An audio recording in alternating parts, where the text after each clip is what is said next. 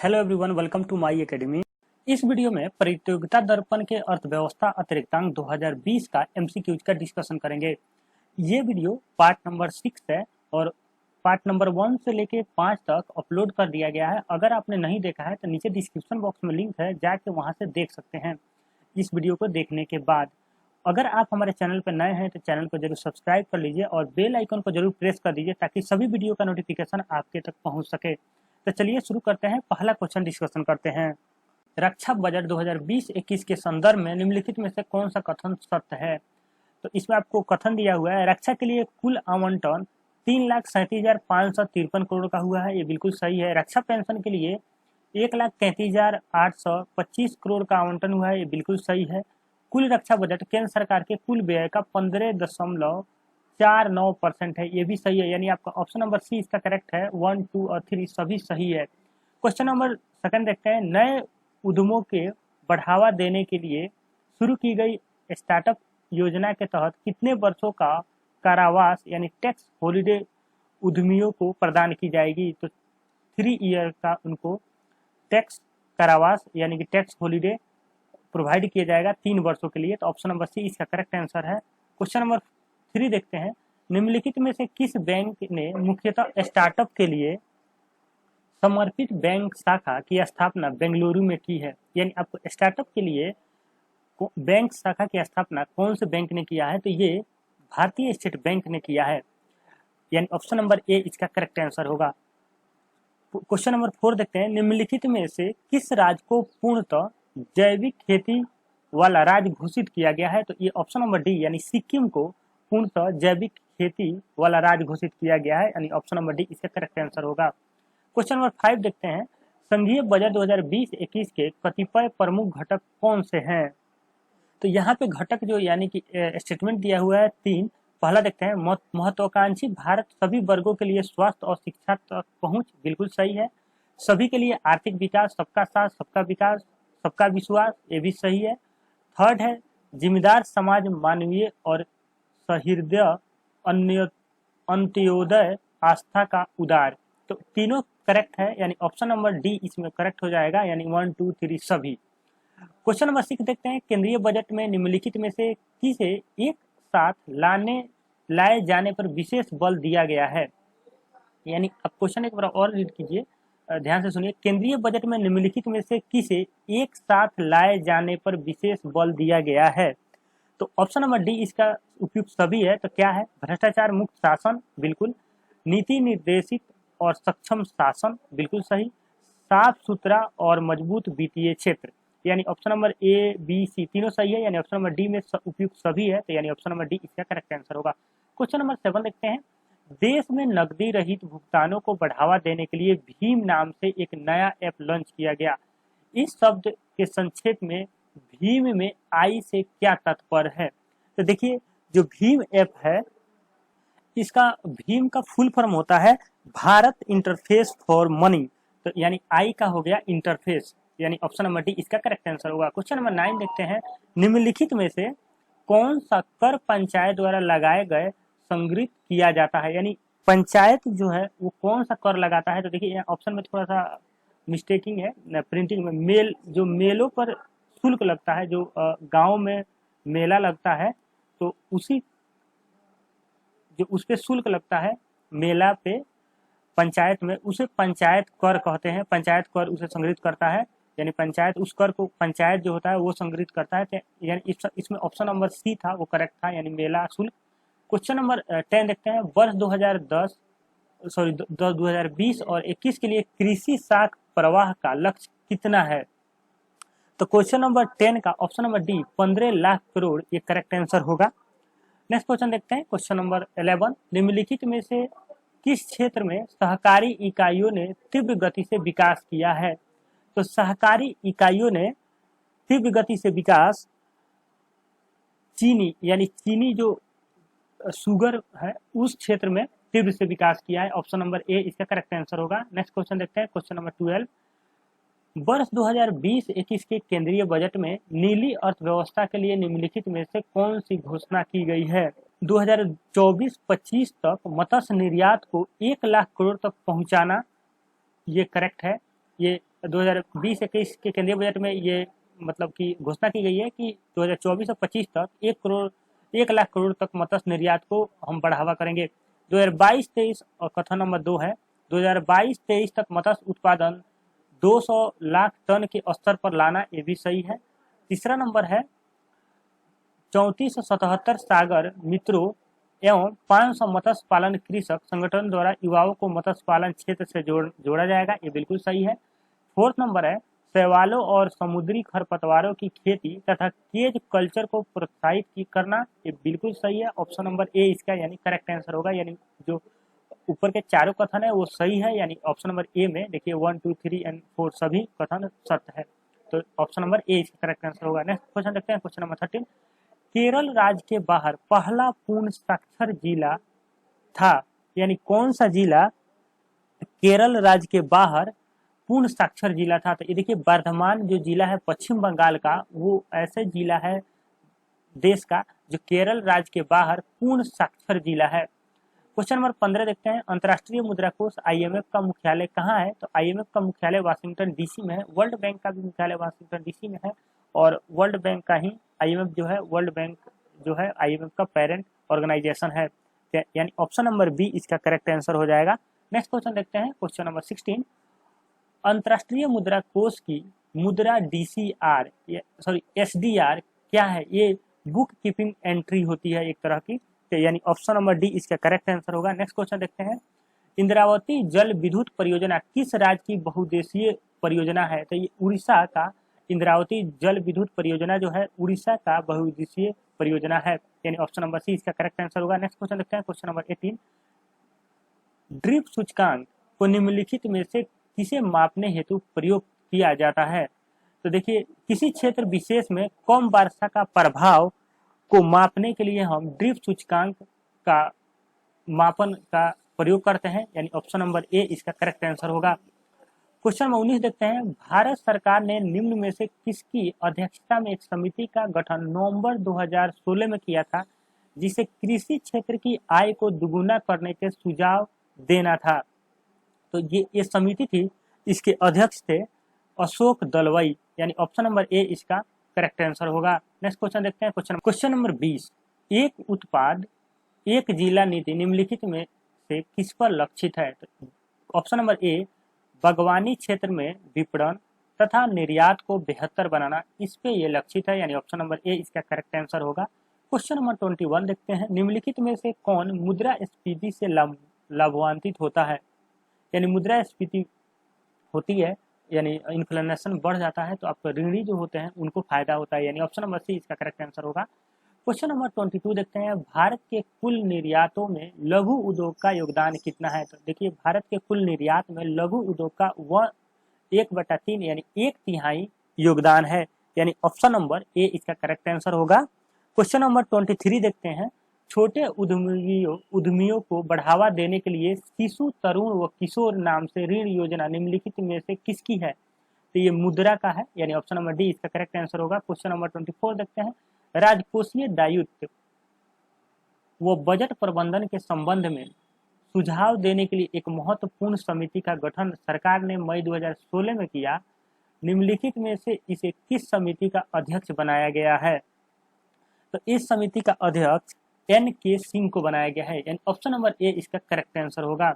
Question number 25 देखते हैं, चलाया समिति ने गैर कृषकों की कितने रुपया से अधिक वार्षिक कृषि आय को आयकर के दायरे में लाने की सिफारिश की थी? तो ये सिफारिश की थी 25,000, यानी ऑप्शन नंबर सी इसका करेक्ट आंसर होगा।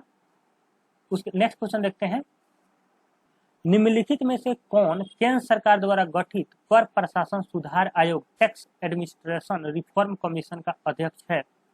तो केंद्र सरकार द्वारा गठित टैक्स एडमिनिस्ट्रेशन रिफॉर्म कमीशन का अध्यक्ष ऑप्शन नंबर सी पार्थ सारथी सोम है, यानी ऑप्शन नंबर सी इसका करेक्ट आंसर होगा।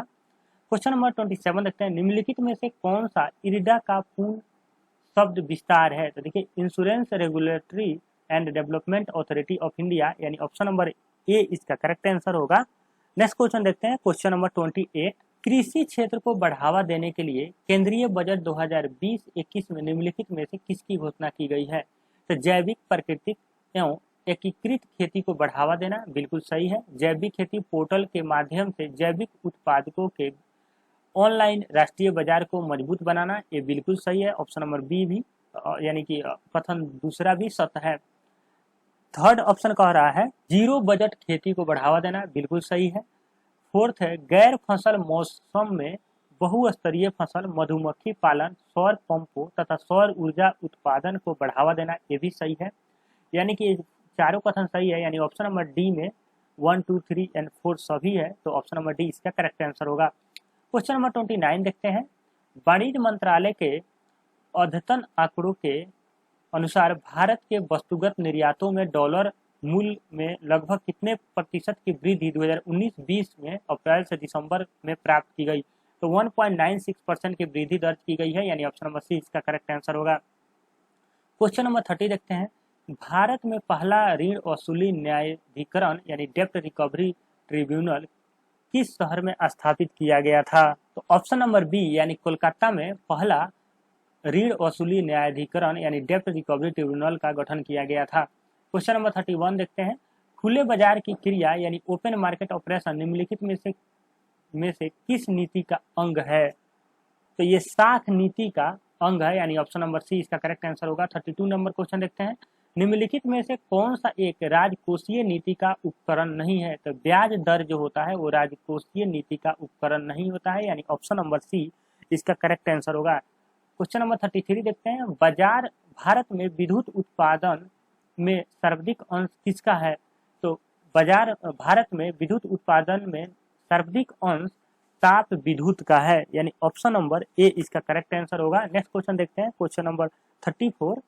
उपभोक्ता संरक्षण संशोधन अधिनियम 2019 के तहत अधिकतम कितनी राशि तक के मामले अब जिला फोरम में दर्ज कराई जा सकती है? तो अधिकतम 1 करोड़ तक के मामले जिला फोरम में दर्ज कराई जा सकती है, यानी ऑप्शन नंबर सी इसका करेक्ट आंसर होगा।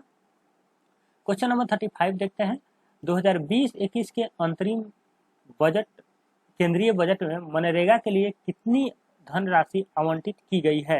यानी 2020-21 में टोटल 61,500 करोड़ का राशि का आवंटित किया गया है सिर्फ मनरेगा के लिए, यानी ऑप्शन नंबर डी इसका करेक्ट आंसर होगा।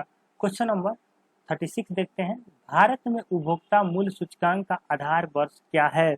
तो भारत में उपभोक्ता मूल्य सूचकांक का आधार वर्ष 2012 है, यानी ऑप्शन नंबर बी इसका करेक्ट आंसर होगा। क्वेश्चन नंबर 37 देखते हैं। क्रिसिल का संबंध निम्नलिखित में से किस कार्य से है? तो क्रिसिल का संबंध निम्न में से कंपनियों के साख पत्रों को मूल्यांकन करना होता है, यानी ऑप्शन नंबर ए इसका करेक्ट आंसर होगा। क्वेश्चन नंबर 38 देखते हैं। पीएम कुसुम के बारे में निम्नलिखित में से कौन सा कथन सत्य है? तो पीएम कुसुम के बारे में आपको यहाँ पे स्टेटमेंट दिया हुआ है। पहला ऑप्शन है 20 लाख किसानों को सौर ऊर्जा पंप लगाने में सहायता, ये बिल्कुल सही है। अतिरिक्त 15 लाख किसानों को ग्रिड से जुड़े पंप सेटों को सौर ऊर्जा चलित बनाने में मदद करना, ये बिल्कुल सही है। ऑप्शन नंबर सी देखिए। किसानों को अपनी पड़ी या खाली जमीन पर सौर ऊर्जा संयंत्र लगाने में मदद करना है, बिल्कुल सही है, यानी ऑप्शन नंबर डी इसका करेक्ट आंसर होगा, क्योंकि ए बी सी तीनों कथन सत्य है। क्वेश्चन नंबर 39 देखते हैं। हमारा स्वस्थ हमारी आवाज अभियान निम्नलिखित में से किसकी एक प्रमुख पहल है? तो ये है height ribbon alliance for safe motherhood India, यानी ऑप्शन नंबर सी इसका करेक्ट आंसर होगा। क्वेश्चन नंबर 40 देखते हैं। भारत में औद्योगिक उत्पादन सूचकांक का वर्तमान आधार वर्ष क्या है?